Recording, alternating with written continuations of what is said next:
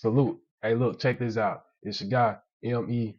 Drip. Hey, look, here we go again. We back here again with another conversation. All right. And so this time I'm going to talk about, this restaurant overseas in Japan. It's named Cafe Orleans. And I'm going to tell you why this business is successful. It's a restaurant, by the way. It's a New Orleans restaurant. Why this business is successful overseas and why it's not successful overseas. And again, using his story and his scenarios, right? You can compare it to, why some business stateside thrive compared to his, right? So we finna get right to it. The first one is his business, like the good, right? He's an international brand. So by him being overseas, he meet a lot of travelers. It's really a lot of travelers. Like, uh, he may meet a few digital nomads. He meet a lot of, retired military, government contractors, military, active duty. Sometimes the Japanese community come there, Filipino community come there. So he have an international brand because a lot of people from different parts of the world always coming to his restaurant. So that's a good thing because the more eyes you get on your restaurant, the better. That's the main thing. So with that, he was able to increase his following. I think now he been in business for 8 years, and his following is probably around 10 to 11,000 followers on all his platforms. So what that means is, let's say his high is 12,000 followers, and he's been in business 8 years. So that means every year he have gained 1,000 plus followers on his not only on his platform, but he got 1,000 people who support his restaurant. And the reason why he have a strong brand, he been running for 8 years, and it's an international brand, is because he care for his customers. His philosophy is the customer is always right. Now, sometimes I know y'all watching this, y'all may not always believe that, right? Because sometimes the workers may be right, but the customers, right? But he always believe the customers is right. And he focuses on creating an experience for his customers. Like you walk in his restaurant, it's lit up, it's not dark at all in there. He always got music playing. You can smell the food. He updates his menu regularly. He updates his menus regularly. He always answer the phone. Like he don't have a lot of missed calls on their phone, so he always answer the phone. It's loud, so he can always hear it. Again, he got the music in there. You can play darts. He serve alcohol there to the people who's of age to drink. And not only do he just what separates his restaurant, right? He don't just serve alcohol. Just hey, I'm gonna just give you some whiskey or I'm gonna give you some Patron or tequila or stuff like that. Yeah, he do that, but he actually make drinks too. He makes uh, a lot of different drinks. He actually got a book in the back. It's 1,000. I think it's called 1,000 Ways to Make Drinks. So it's basically a book with all the different drinks in it and how to make it. And so he always got new drinks and new stuff to try and come out for the customers and stuff like that. He's really taking advantage of creating experience. The seats comfortable in there. Like when you sit down in the chair, he ain't got no metal chairs, so your butt not hurting. He got cushion in the chairs. The chairs, they not stiff. You can lean in them. You can roll in them. The only thing is you can't. They not rolling chairs as far as like the ones in the computer office because they don't. It wouldn't look right being in the restaurant. But his chairs are comfortable. Uh, the space it could be a little bit more bigger, but he got an outside section, so he always got room for you. And if you need to make a reservation there, he do reservations with extra charge or anything like that. So he real. That's the reason why he real strong because when people come there, like that whole entire experience you get. Then he talk to the customers. Like he'll sit down. Now he don't hang with the customers person like on his personal time. When he in the restaurant, that's kind of like y'all time to hang out with him. He'll sit there, he'll talk with you about pretty much anything. So he's well informed on a lot of different things. So that's another thing. You go to his restaurant, he there. The thing, these go hand in hand. I was gonna, separate them from different talking points, but they go hand in hand. He create his own sauce, and all his food is fresh. Like when you go in his restaurant, even if you wanted to go, he'll put in aluminum foil to help it maintain heat. He don't do no heat laps in his place. Like it's all pretty much fresh and made. How you say made to order, made to pick up, but it's all fresh. So like you're not gonna get you never get no stale fries, like or no stale burger or no cold soup. You ain't finna get none of that there. Actually, in the back, he don't like all his stuff homemade. So like he ain't got no processed systems where the food tastes processed. All this stuff is made fresh and hot out the grease. And even with the system in the kitchen, I ain't gonna get too much detail. You know, he probably don't want to give his secret sauce away, but he got a good system in the kitchen. When you want to know if a good restaurant is good, is go look at the kitchen. The kitchen is the heart of the business. That's the system. And if that system is all out of whack, they got no chemistry back there and stuff like that, and they don't really care about the food, it's gonna translate over to y'all because y'all gonna taste it. You can tell when somebody, you know, half-assed the food. So he real hard on the kitchen back there. So then the food is fresh. So with that being said, like, because you know some places that they do, let's take McDonald's for example, and then there's some you know small mom and pop shops that do this as well. Like let's say they cook fries for example, they'll they'll take the fries out the grease and they'll put them like in a pan and load them up, and then they'll leave them sitting there. And they may do that for chicken wings and stuff like that. The reason why they do it, it can be smart sometimes. It's just a certain way you have to do it. The reason why they do that and they put them on the pan and stuff like that is because if the restaurant is like real busy, they try to load it all up in the pan. So when the time come and they order it, they could just put it into the you know, whatever it is, the plate, the bag, or whatever the case may be, and then they'll turn around and dish it out to the customer just like that for the speed of it. Now he do require speed, but he don't want you to have too much speed like that where the food ain't tasting good. So what he'll do is he'll tell them like, hey, you cook it when they ready to order. Don't just cook stuff and then just leave it sitting out. No. Now you can in his restaurant, like the workers, you can. Let's say if 8 customers come in and they all order chicken wings. Now you can throw them all in the fry just like that, not just one at a time. You can't throw them all in the fry like that and then move that way and then push it out that way, but not just cook because you like, oh, I know we finna order 10 wings today. So nah, he not finna let you do that. So the food gonna always be fresh. And another thing is sauces. All his sauces homemade. His barbecue sauce, his Jack Daniel's sauce, his honey mustard sauce. The only sauce that probably ain't homemade is the obviously the ketchup and the ranch.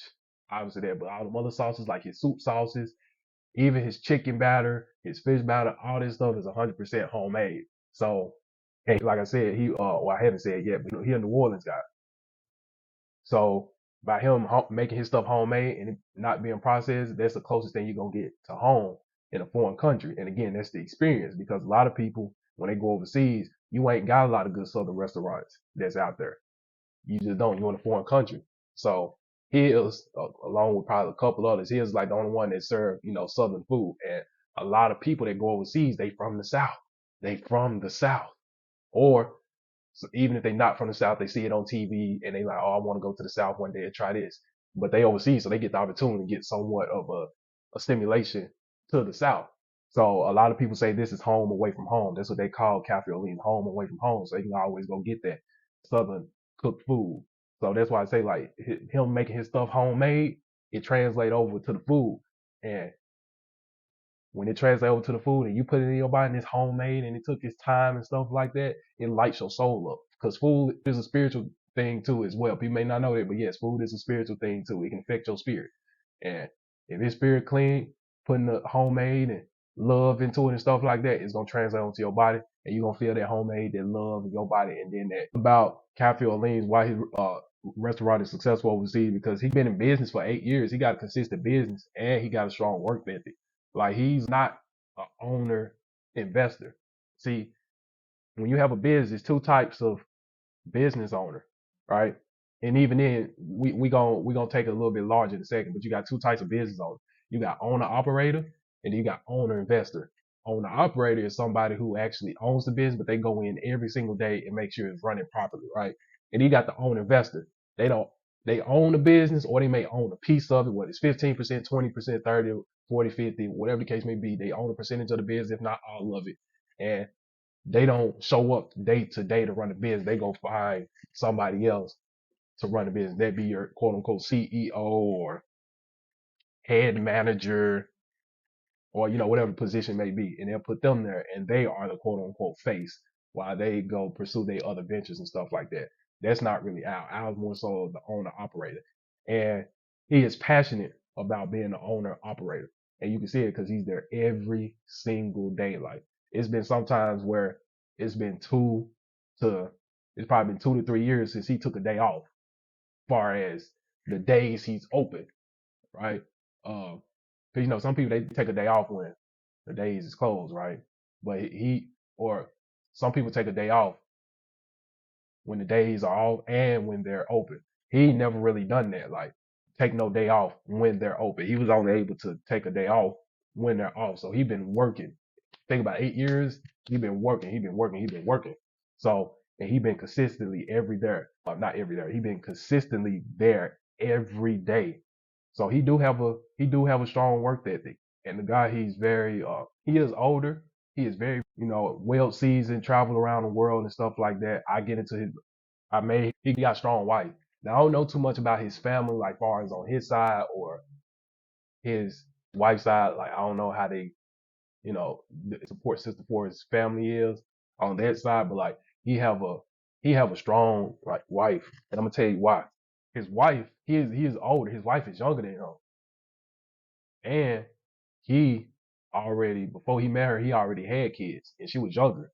And so you know how that situation go for some people. Like they don't want to date nobody who got. Maybe they'll date somebody who got one kid, but if you probably got like two, maybe three on, and you single, a lot of people ain't finna touch you. That's just how it is. It's pretty much a wrap at that point, unless you find somebody else who got kids themselves and they willing to merge they family with y'all's, or if that person has less quote unquote value than you, right? And they feel that they need you, then they'll take on your kids and they single. But other than that, if they know they trajectory of their life is going up this way and you got, them two, three kids and stuff like that, I ain't saying whether it's right or whether it's wrong. They just tell you how you look at it. Look at it like this, they gonna look right past you. So for her to do that, right, it doesn't mean her situation, she didn't really have less value because she was raised in a two-person household, and they groomed her to be not groomed as manipulated, but they raised the right far as how to be a good woman and how to take care of herself and be a mother, a wife, and stuff like that. So he got a strong wife because one, she has that support system far as a strong foundation. The other thing is she willing to hold him accountable, right? Because even though it's his business, like she still go in and you know she'll yell at him, she'll go off on him. Now that she may not go off on him as far as like face getting red and all that, but she'll just be like, yo, like what's going on with this? What's up with this? Like I remember he told me this story one time how he knew his wife was the one. Him and his wife went home one day, or his girl, they went on a date for the first time, and she went to his house. And basically, what happened was they was both drunk a little bit and drinking, and he was tired and he was finna go to bed, and she was finna go. I think he said she was finna go lay on the couch or something like that, cause this was like their first date or something like that. And in Japan, they real strict though. You driving and drinking, so she was finna go crash on the couch, and she noticed dishes in his sink, and so he said he was gonna wash them in the morning, and she gave him a light smack on his chest and told him, "No, we finna wash them now. Like we gotta clean this house up." So she actually did it while she was drunk. She cleaned the house up while she was drunk. She washed it, didn't she ain't give him no problems, no, she ain't make him feel anything significant less than all that.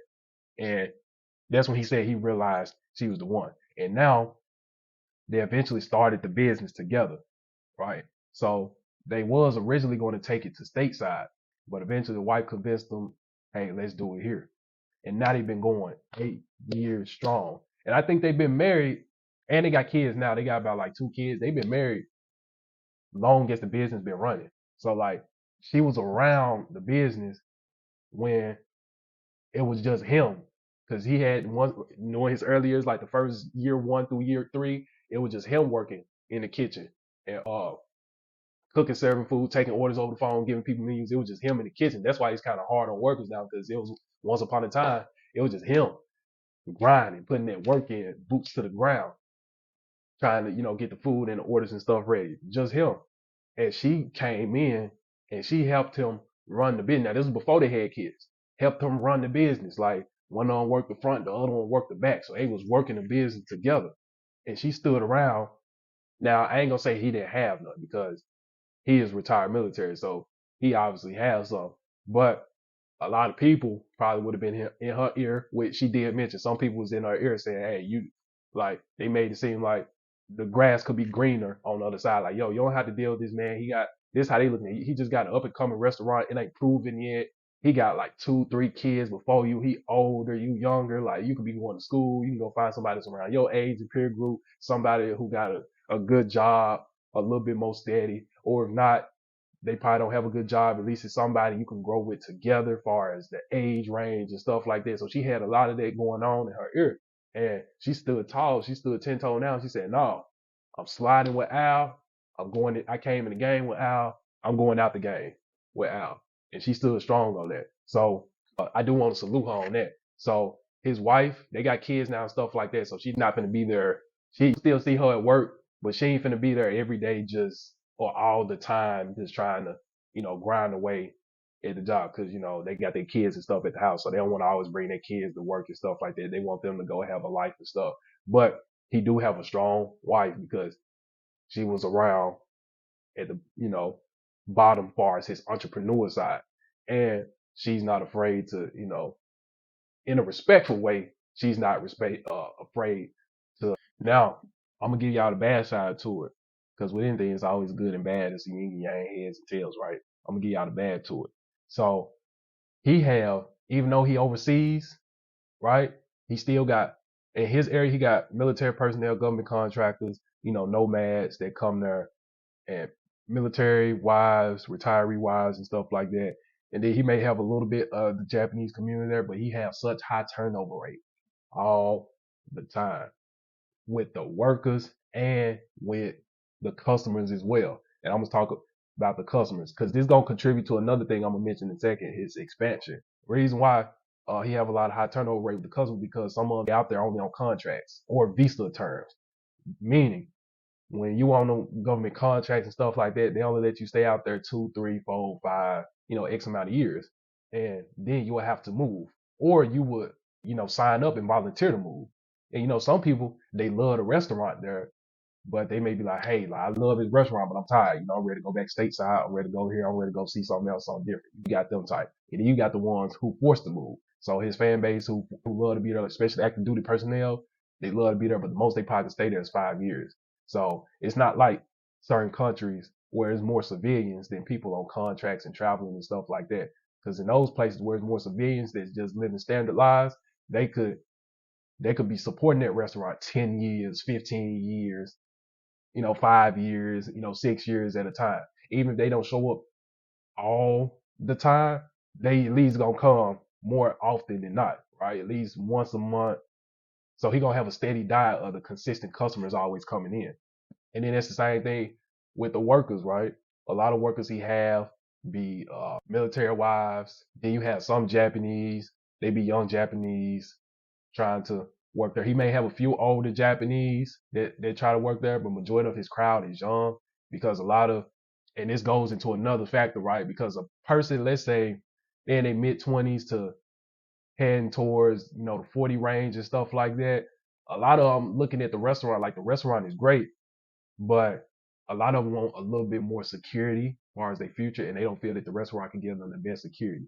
A lot of places I have heard this before, like a lot of places people when they go try to work for these places, they look for EBP. So for those who don't know, what EBP means employees benefits package.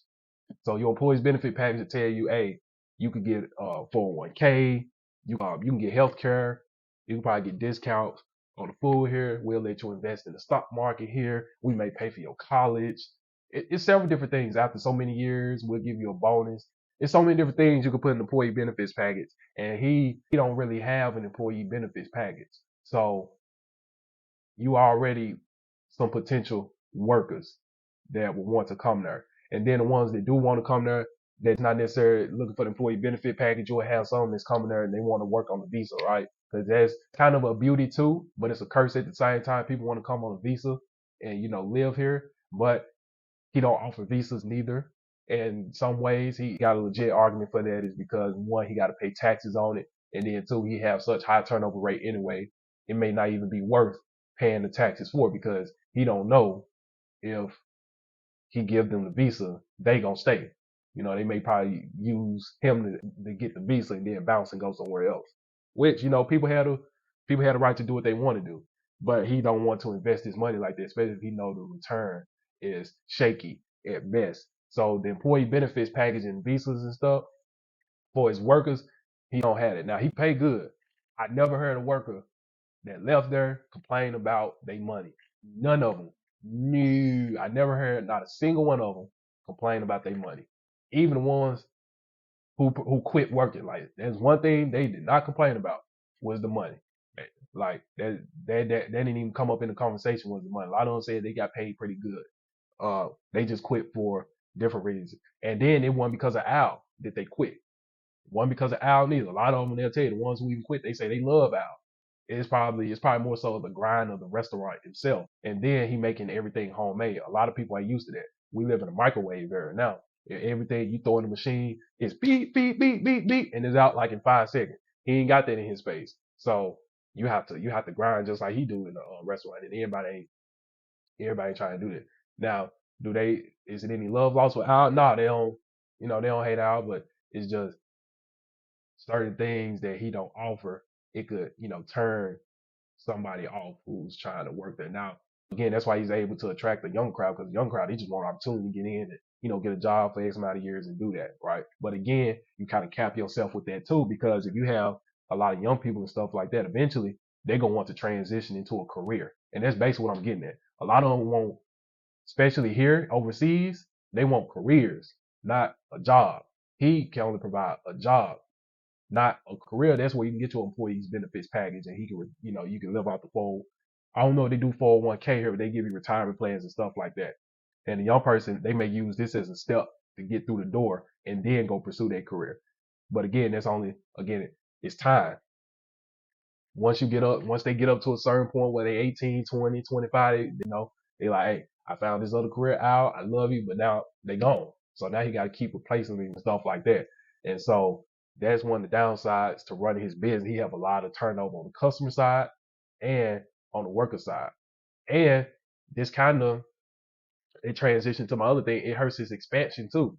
The reason why some business can expand a lot faster is because you have a lot more consistency, especially from your workers. Like, and he have had workers who've been there for 3, 4, 5 years. And that was during the time where he could take days off from work because he had a manager there running things and he trusted the manager and the customers trusted the manager too. So it could hurt his expansion as far as him wanting to open up another store and him want to put more things on the menu and try different things and stuff like that because one, the customer's gonna be the customers, right? But when you got new staff and new turnover, it's like a team. You gotta always retrain the team and build new chemistry and stuff like that. And you gotta learn their strengths and weaknesses. So you always starting over. So it's hard, even for the workers, for each other. They always moving and leaving and stuff like that. It's hard to build that camaraderie in their relationship, and that chemistry, so things can operate a lot smoother. And then by him having a high turnover rate, and it hurt his expansion as far as the customer side because they high turnover rate with the customers. His he don't won't know what you getting. It's hard to build the relationship. See, if you had customers coming in, like I tell you, let's say some of the corporations, right? We know some of the fast food corporations or restaurant corporations. If you have consistent customers coming in on a regular basis, sometimes you know their names too. Like Jimmy, Tucker, Brewer, Stacy, Tracy, and Lisa coming in through the restaurant. You could build your pipeline because what happens is, and he's very smart at this too. You could build your pipeline. You can watch people tendencies as far as what they eat and what they like and what they don't like. So you can be okay. I have at least 100 customers that I know that come here on a consistent basis every month, and he probably have a roster of it, and he watches what they order. Okay, he likes spicy, he likes spicy, he likes spicy, he likes spicy, right? So he could be okay. I got this new dish I want to try, and it's spicy. So now I can be able to target my core audience with a new spicy dish, and out of 100, and he can do data that way out of 100 on the people, and they all like spicy, or even if it's 25 people that like spicy, he can do a little marketing little thing to keep his customers engaged into his restaurant from being burnt out and stuff like that. He can throw different type of events and stuff like that cater to his audience because he know his audience and what he getting. But it's hard to do that or try new things because you got new customers and stuff like that, and you don't want to invest that money into the marketing or into getting the food and stuff like that until but y'all know what I'm saying when you try to get the customers money back. It's hard for you to try to invest that money when you know you're not going to get that return. That's what I was trying to say. So that's one of the struggles why it's hard to expand, and he have to be there like all the time. Like it's hard for him. Like another thing, he could do in his business, like sell products more. And that's something I wish I could see him do more. Is like all his sauce is homemade.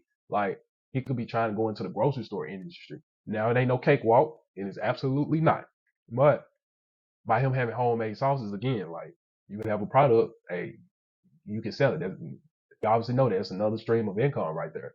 So that's one thing I wish he could sell more products, but it's hard to expand because he's there.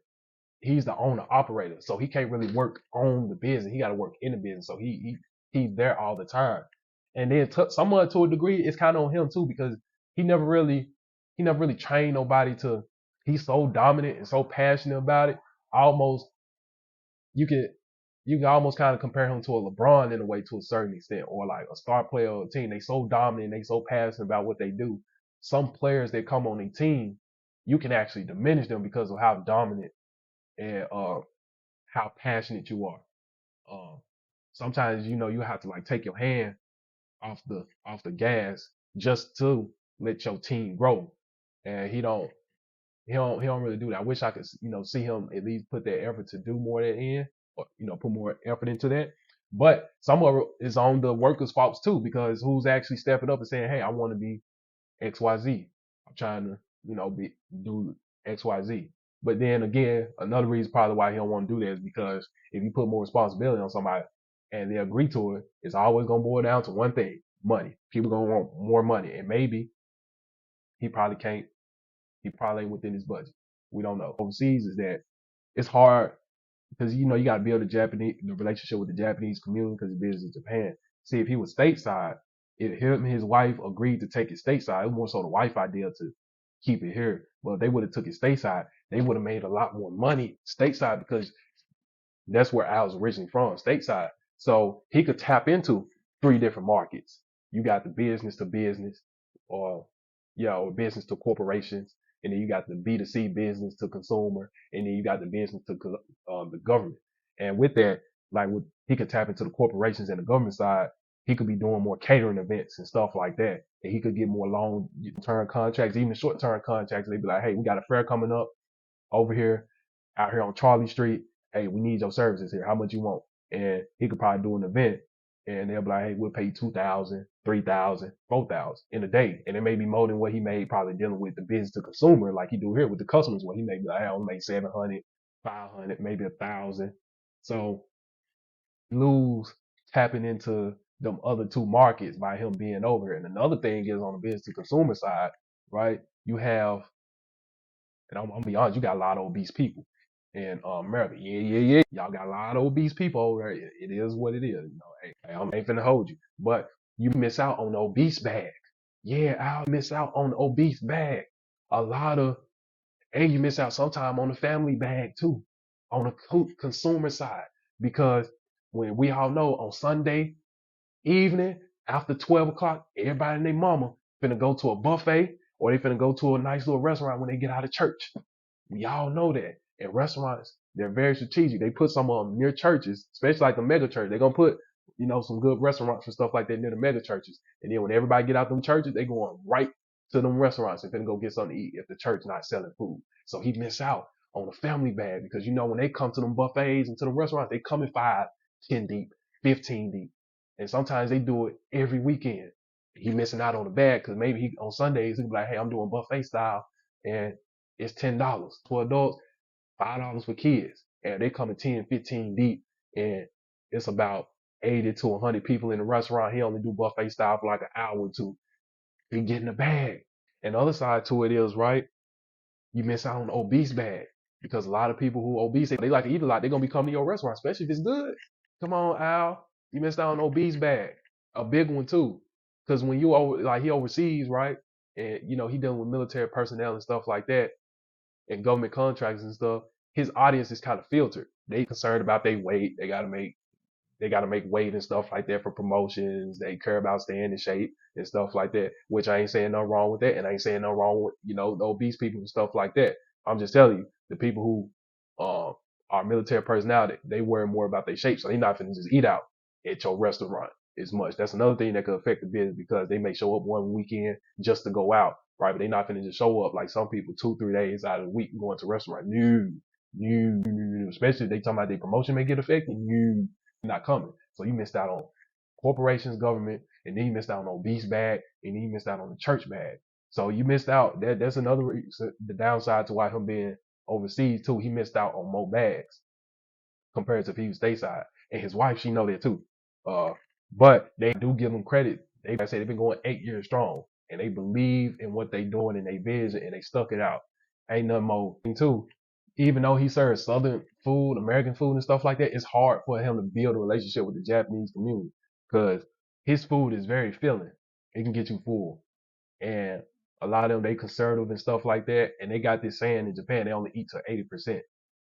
So when they get a plate, everything is gonna be very proportionate and stuff like that. Not saying Al's food ain't very proportionate, but it's American portion, which is totally different from Japan.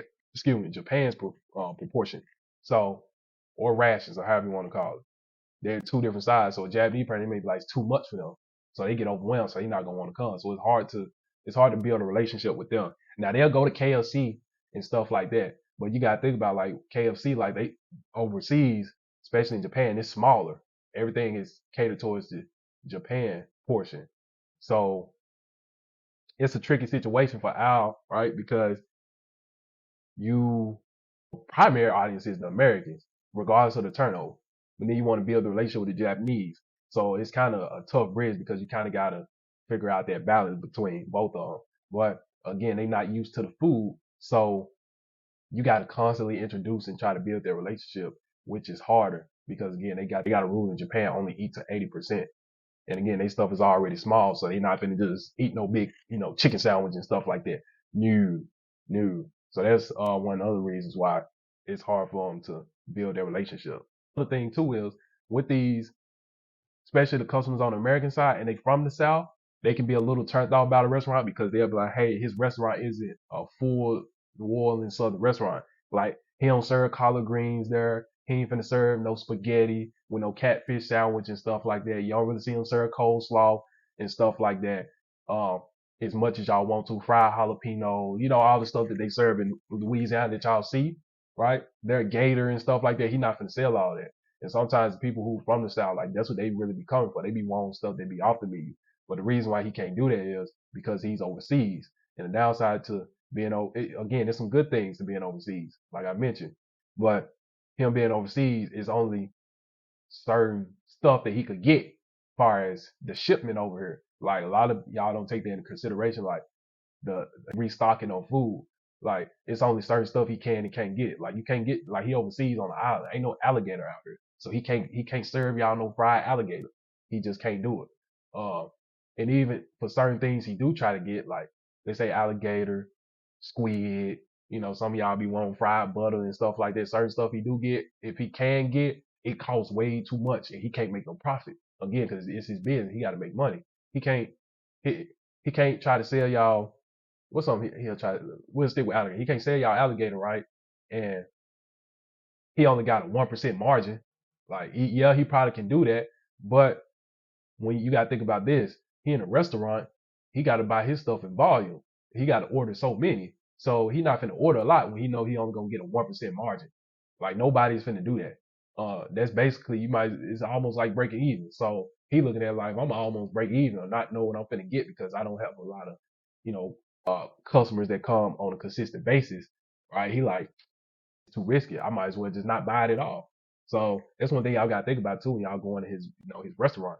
Yes, his food good and he could have more stuff there, which he got plenty on the menu. He could have more stuff on there as far as the Louisiana food, but the distribution, like, it costs too much, and his business ain't expanded to the point where he could be able to eat that cost. Because some stuff in certain restaurants they probably break even selling certain food, but they have a core audience where there's 10, 15 people they'll be like, hey, I serve it to my 10 to 15 people as long as they have it, because them 10 to 15 people, they may pay my whole staff every single month. They may not pay me directly, but I may not make as much money off these 15 people, right? But these 15 people pay my staff every month because they always come here. So I'm gonna make sure they're happy. So it's little things like that y'all gotta, not y'all, but we all gotta think about as well. A little bit about Al Ship's background: retired military. He served in the Marine Corps. I think he did about 20, 30 some years. Uh, he got out as a gunnery sergeant. He went to combat, and he was known as a comms guy. For those who don't know, he was in the communications field. So basically, the ones who, long story short, I don't want to get into detail behind all that, but they, work behind the technology and stuff like that. So he started out in the military. Y'all know he from New Orleans, Louisiana. He went into the military back in the 70s, maybe 60s, 60, 70 time frame. Then, he retired around 2010, I think maybe 2009, because no, probably earlier than that.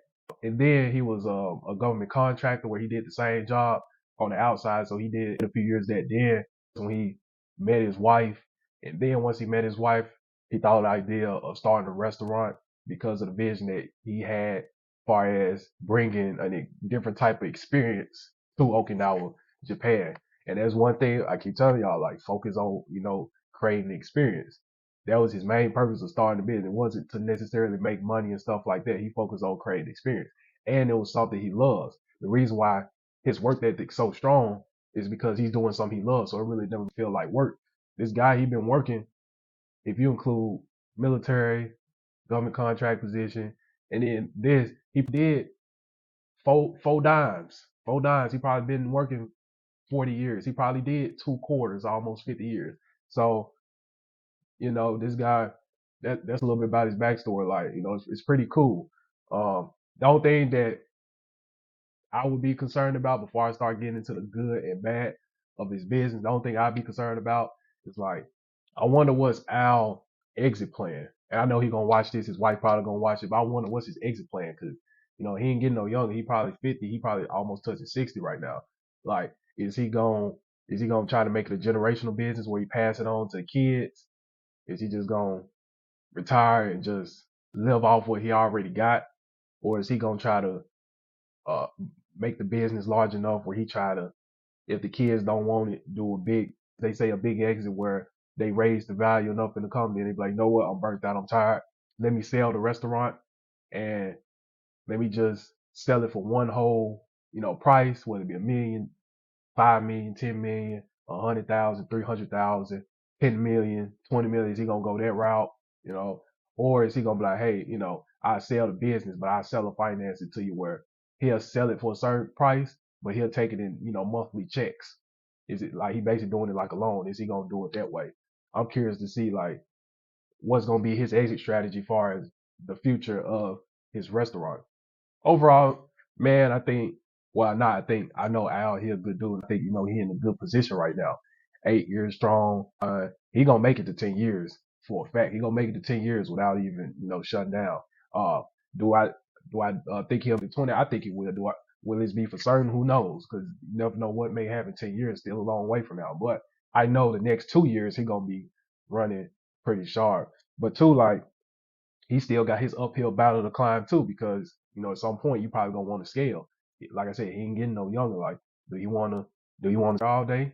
Because you got to think about this too. He got a family. What happens when the kids start getting older and the little, because he got two young kids. Two grown kids, they grown. He ain't really got to worry about them. But what happens when they have kids and he become a grandfather? And what happens if the two young kids that he got, and they say, one day the daughter or the son look at dad and I be like, hey, like, can you stay home with me? And then it really started he getting his feelings. Cause some dad getting their feelings when their kids start asking them to stay at home, or, stuff like that. That could play a part into how long a business can stay active. Or he may turn it over to a wife and just tell the wife, hey, you can go run this because I'm old. I go kick feet up, at home. The road, yeah, the reverse. So he do got his uphills to climb too as well. And I just want to dive into these statistics real quick, like the difference between Japan restaurants versus American restaurants, right? So These the numbers within his warehouse. I did a lot of comparison with his business anyway, the good and bad. But this is stuff he gonna be working with, you know, even if he do decide to take a bid to America or what could have been. These are just numbers we're gonna be working with in general. So we're finna get to it. So like if he would have took it in America, right? So the restaurant industry in America is valued at in 2020 again. It takes so often for the statistics to update, but this is as of 2020, right? So according to the National Restaurant Association, right, the restaurant industry is valued at $659 billion. $659 billion, right? And there were approximately, they do got their competition too, because it was like a million restaurants approximately in the United States. And this is just various types, right? You got the full service restaurants, the quick service restaurants, and then the fast food chains. Full service restaurants like what Al got. Then you got the quick service ones like, like catering, food trucks and stuff like that, fast food chains, McDonald's, Wendy's, Taco Bell, right? Then the employment is a major thing in the United States, right? So for the restaurant industry alone, it is 10% of the United States workforce. Even though 10% don't look large in the grand scheme of things, as far as the other 90%, but 10% of U.S. workforce equals out to 15.6 million employees. So he will have a lot of not customers, but a lot of workers to choose from. 15.6 million is a lot of, people that you can hire, right? So, and again, it's a lot of different opportunity and a variety, in America, right? Because you got your fine dining, your casual dining restaurant. The fine dining is more so like the upscale restaurants where you got to wear, the nice, the best dress and stuff like that. It's more formal. Then you got your casual restaurants, your fast casual, your quick service restaurants, and then your food trucks, right? So here's another interesting one too as well. Like the average, and this is all in 2020. Again, these statistics don't update probably again in the next like probably by 2025. If not, they probably already updated. But this is just the latest, right? So this was according to the U.S. Bureau of Labor Statistics, right? The average household, the average American household per year spends $3,365 on food away, right? So let's put this in perspective. They spend 3,365. Let's say, okay, let's go to this. Al he has, right? This a guesstimate, right? So if he have 10,000 followers on all his platforms, and he gains 1,000 followers every year all the way because his business been intact for 8 years now. So if he gained, let's just say 1,000 followers, right? You can do the math real quick. So it's 1,000 people times 3,365.00. So his earning potential, right? Not net. He not gonna take this home net because you got to pay employees, pay to restock food, you got to pay the bills and taxes and stuff like that. So I would say this is like the revenue. The revenue in his business, the revenue potential of his business could be $3.3 million. Actually, $3,365,000. That's the earning potential. But let's take a step forward. Let's say 1,000 people, only 10%, right? So what's 10% of 1,000? 100. And let's say they spend 3,365 a year. So he still comes out on the win of six figures, $336,500, right? So that's the average of how much he could be making, 300,000 to $3 million, right? This is another thing that came to my mind too. The reason why I say like our business like is smart. Yes, he could have probably expanded and opened up another building and stuff like that. But sometimes y'all gotta think about this too. Just because a restaurant or a business they have 4, 5 buildings and stuff like that, that they doing real good. Now, sometimes that's just the look of aesthetics of it. Sometimes they could be making more money, but they still come out as breaking even, if that makes sense, because they got to pay more employees and all the bills and stuff like that, and they got more problems. Al got one location, and he only got one problem to deal with, which is that one building, and he probably may make the same as all of them, if not close to the ones, they may be having 4, 5 different buildings. And again, to the people who got 4, 5 different buildings, some people may argue this too because they be like, I make a lot of money out there. I ain't saying that too, but I'm just telling y'all, it's situational with all this. So I just want y'all to put that in perspective. He got him 1 billion in his cash cow for him. So now that's what he working with in the States. Now we're going to talk about Japan, right? As of the industry, the restaurant industry has generated 26.6 trillion Japanese yen. So basically what that means, if y'all want it over to dollar, is 240 billion US dollars. So that's kind of like they missing like 19, I think, 19 billion less uh, working in Japan. So they're not going 19 billion. He not obviously not going to get all that, but the piece of the pie that he could get from is going to be some a little bit lower. So now the restaurants in Japan is not a million, but they have 780,000 restaurants in Japan, and this is from the Ministry of Agriculture, Forestry, and Fisheries, Japan, right? So, and then employment rate is 6% in Japan of the total workforce, which is 3.7 million people they hire from. So instead of 15 million, he took like he now he took a 12 million people lost in employment. So his pool is going, 3 million is still a big pool, but it's way lesser than 15 million, right? So and then they was talking about the income that people spend dining out.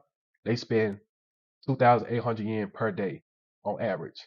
Now what that means is they spend $25 per day. So we finna just do that over a month and then multiply that times the year. So let's say $25 times 31 days in a month. So they spend $775 a month eating out.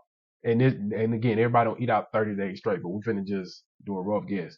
And then times 12, so they come out to spend $9,300 eating out a year. So that means out of his household, I ain't finna go too deep in that math. They spend, up to $9,300. That's way bigger than 3,000. So people gonna spend a lot more money eating out overseas than what they do in the states, and that's according to the hold on, Ministry of Internal Affairs Communications, Japan. Now, another thing they mentioned too in these statistics, right? They food delivery services is 1.5 trillion yen, which is 13.5 billion. So that's taking off in Japan. So the annual growth rate for that is 10% per year. So Al doesn't do food delivery. He may do it in the future. We don't know. But that's something he could, be missing out. And those who got restaurants and stuff like that, the delivery system out there. I do see a lot of restaurant owners in Japan had a delivery system, and it works. A lot of people be ordering off the delivery system, so he missing out on a piece of that 13.5 billion